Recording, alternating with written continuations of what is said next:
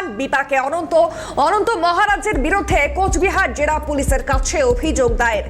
নেতাজিকে নিয়ে বিতর্কিত মন্তব্যের জের আইনি বিপাকে অনন্ত মহারাজ ঘটনায় কোচবিহার সহ বিভিন্ন জায়গা থেকে ইতিমধ্যেই গ্রেফতার বেশ কয়েকজন। এরপরেই সংঘর্ষিত মহারাজের বিরুদ্ধে পুলিশের দ্বারস্থ হয়ে অভিযোগ করা, আইনি ব্যবস্থা নেওয়ার প্রক্রিয়া শুরু। জেলা পুলিশের দেশনায়ককে নিয়ে কোনো রকম অবমাননা বরদাস্ত নয় বার্তা প্রশাসনের তরফে আইনি পদক্ষেপের জেরে বিপাকে পড়ে ভিডিও বার্তায় মাথা নত অনন্তর। ক্ষমা চাইতে বাধ্য হন অনন্ত মহারাজ ওরফে নগেন্দ্রনাথ রায়।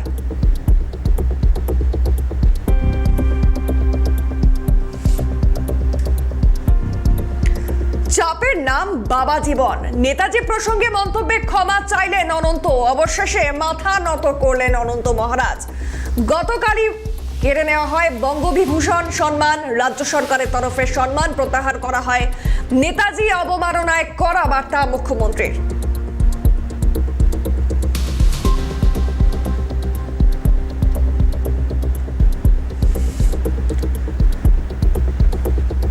অবশেষে দুঃখ প্রকাশ সাংসদ অনন্ত মহারাজের। নেতাজিকে নিয়ে মন্তব্যের জেরে চাপে পড়ে দুঃখ প্রকাশ।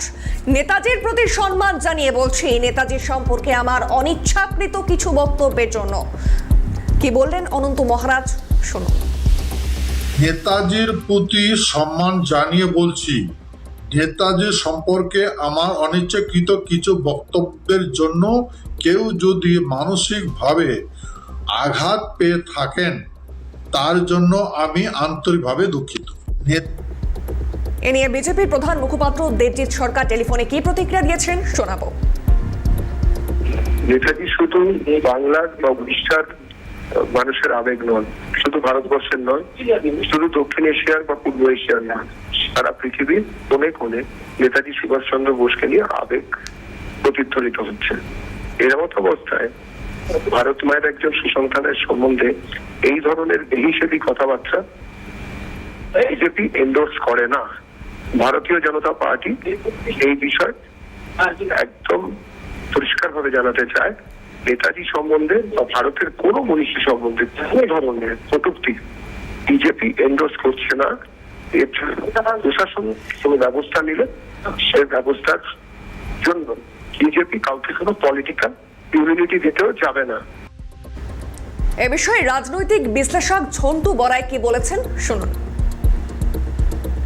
উনি রাজবংশী সমাজ থেকে প্রতিনিধিত্ব করেন বলে নিজেকে বলেন, নারায়ণী সেনা বেষ্টন করে ঘুরে বেড়ান। সেই ভাষাতে একটা কথা আছে, ওই নামিলে বর্ষাকাল বাঘ ডাকে হরিণের গাল। আজকে উনি বাধ্য হয়ে খেলায় পড়ে, দেখো এটা বাধ্য হয়ে তিনি ক্ষমা চেয়েছেন। কিন্তু প্রশ্ন হচ্ছে সবকিছুর কি ক্ষমা হয়?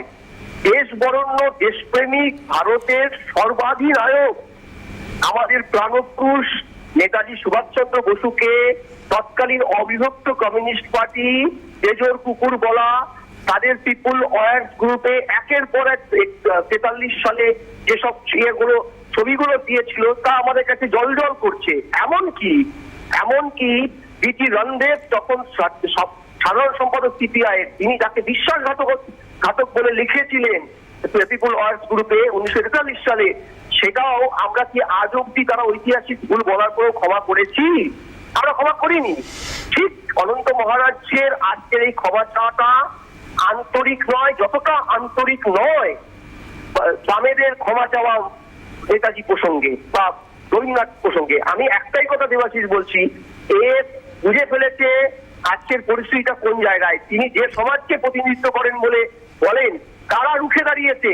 সেখানকার মানুষ রুখে দাঁড়িয়েছে। রাজ্যের সরকার তার বঙ্গবিভূষণ কেড়ে নিয়েছে। ভারত সরকারের তিনি রাজ্যসভার একজন সাংসদ, সরকারি পাঠ, তার ক্ষেত্রে অ্যারেস্ট করা বা বড় অ্যাকশন নেওয়ার ক্ষেত্রে বাধা আছে প্রোটোকলে। সে প্রোটোকল আমি বিশ্বাস করি বিদ্রোহ হবে এবং তিনি জেলে যাবেন। ক্ষমা চেয়ে নিয়েছেন, চ্যাপ্টার ক্লোজড। অন্যদেরও ভবিষ্যতে এ ধরনের বিতর্কিত মন্তব্য করা উচিত নয়। প্রতিক্রিয়া পর্যটন মন্ত্রী শঙ্কর ঘোষের। I think this chapter is closed now, as he asked for the you know, that he already stated that it was a mistake from his side, and he withdrew his comment, and apology was also given for his statement. So I don't think there is no need to continue the debate. So it is a closed chapter right now. I hope that in future anyone should not be indulged into this kind of controversial statement. ক্ষমার অযোগ্য কাজ করেছেন তিনি, তারপরও এটা ইতিবাচক ভাবেই দেখা উচিত। উনি একজন বর্ষিয়ান মানুষ, আইনের পথে চলবে। কে বলেন মুখ্যমন্ত্রী শোনাবো।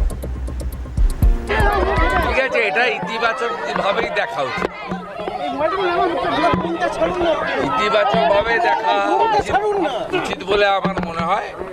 ক্ষমার অযোগ্য কাজ করেছেন তিনি, তারপরেও তিনি একজন বর্ষিয়ান মানুষ, সিনিয়র নাগরিক হিসেবে আমার মনে হয় এটা ইতিবাচক হিসেবে দেখা উচিত। আইনের পথে চলবে।